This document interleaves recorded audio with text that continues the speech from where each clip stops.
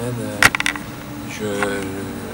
j'avais quelques repères. Je me disais, tiens, par un coup de 10, voilà, ça c'était là. Il y avait ça comme organisation au niveau vestiaire, terrain d'entraînement, tout ça. Donc effectivement, j'avais dit. Vous avez une longue carrière avec chez les événements. On se rappelle un petit peu où on tient un petit carnet de bord comme ça pour essayer de se rappeler. C'est les grands moments, les grands événements, ils sont ancrés, donc il n'y a pas besoin d'avoir de carnet de bord pour s'en souvenir, mais ouais, effectivement, au fil des années qui se sont écoulées, forcément j'ai amassé des bons souvenirs. Votre match, après les deux premières rencontres en 3-7 vous avez certainement à cœur de terminer.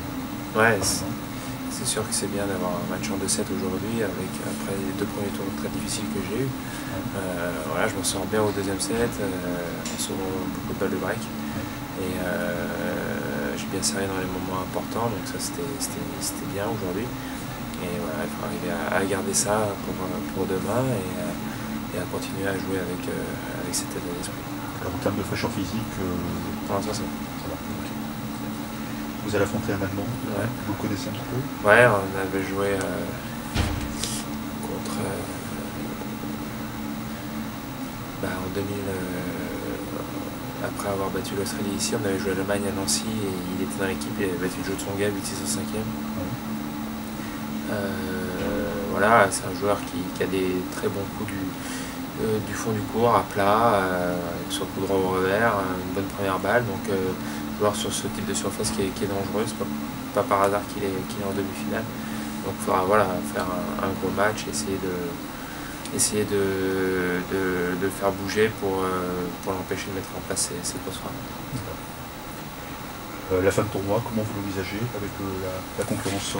Ce sera de plus en plus difficile, on le sait. Maintenant, je suis content d'être en demi-finale et puis j'espère aller encore un peu plus loin, encore un match de plus. D'accord. Dans les travées, là, parmi le public, ce qui étonne depuis le début, pour ceux qui ne vous connaissent pas forcément, parce qu'il y a des amateurs du tennis qui n'ont pas que ça, c'est votre rage que vous exprimez, que vous extériorisez, enfin vraiment votre volonté, votre niaque, de gagner. Oui, que les autres, comme tout le monde, mais les autres la expriment peut-être un petit peu moins. Quand tout cela va s'arrêter, quand la carrière va s'arrêter, ce petit piment que vous avez au quotidien, toutes les semaines, ça risque pas de vous manquer? Certainement, je pense que chaque joueur qui arrête, c'est un peu ça qui leur manque à chaque fois. Voilà, j'ai la chance d'avoir un jeune garçon, un petit bébé de 15-16 mois qui me donne beaucoup de bonheur, donc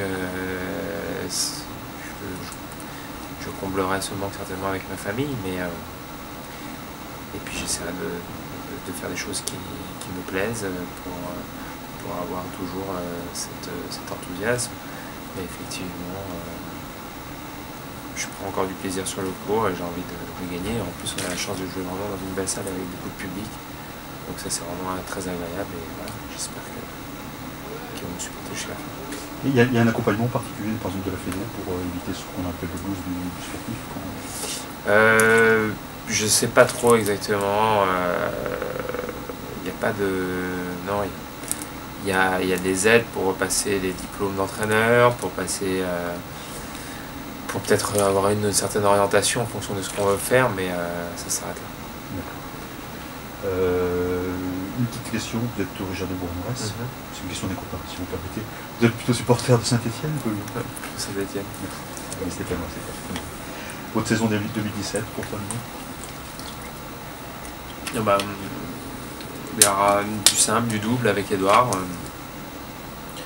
Voilà, on va essayer de faire une belle année complète sans être blessé avec Edouard pour faire de belles choses en double. Et en simple, continuer à essayer de remonter un peu au classement, de grappiller des places et puis de voir où ça mène. Merci beaucoup. Merci.